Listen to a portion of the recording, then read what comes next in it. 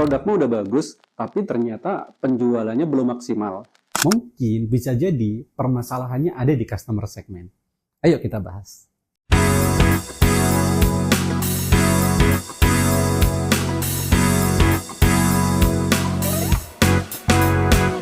Bismillahirrahmanirrahim. Assalamualaikum Sobat Nabata.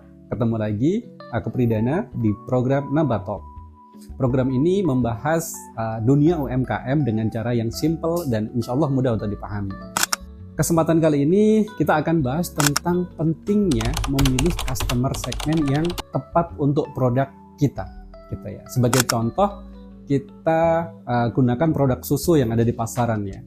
Kalau kita lihat produk susu di pasaran tuh ada banyak banget teman-teman. Misalnya ya, mulai dari yang level untuk balita ada tuh, kemudian ke anak-anak ada produk susu Ultra Mimi buat anak-anak. Kemudian remaja ada juga Hylotin buat remaja. Kemudian untuk remaja yang laki-laki dewasa juga itu yang pakai Elmen, nah bisa. Kemudian untuk ibu-ibu ada program hamil ada, kemudian untuk setelah hamil menyusui ada Prenagen gitu kan ya. Dan juga produk-produk susu yang lainnya. Nah, yang menarik adalah masing-masing produk itu walaupun semuanya susu itu punya target market sendiri. Padahal kalau kita cek komponennya gitu ya, coba deh teman-teman hitung tuh. Perbedaan komposisinya nyampe nggak ya 10%? Coba ya, silahkan cari sendiri.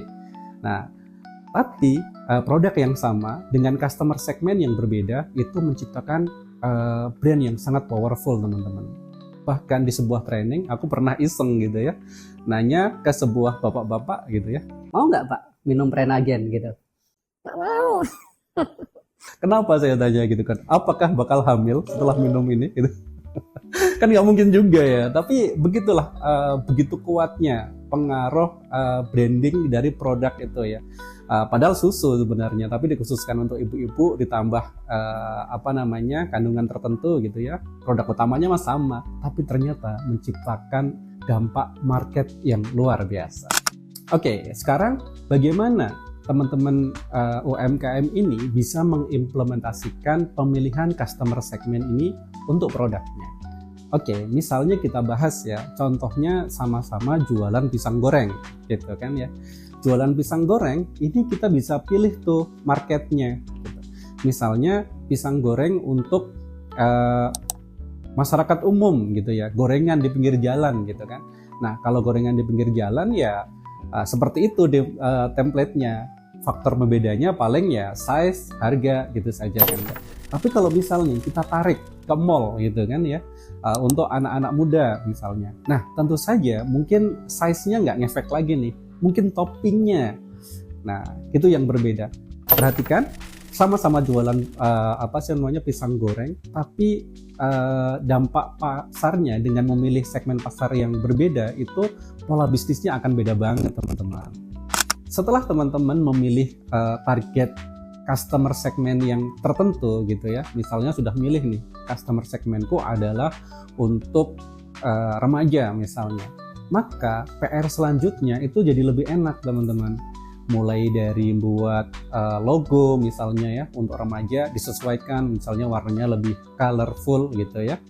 Kemudian habis itu dari metode promosi kita buat kontennya juga pas tuh untuk remaja, gimana ya kira-kira yang pas gitu. Dibandingkan kita nggak tahu nih produk kita ini untuk siapa ya, untuk semuanya.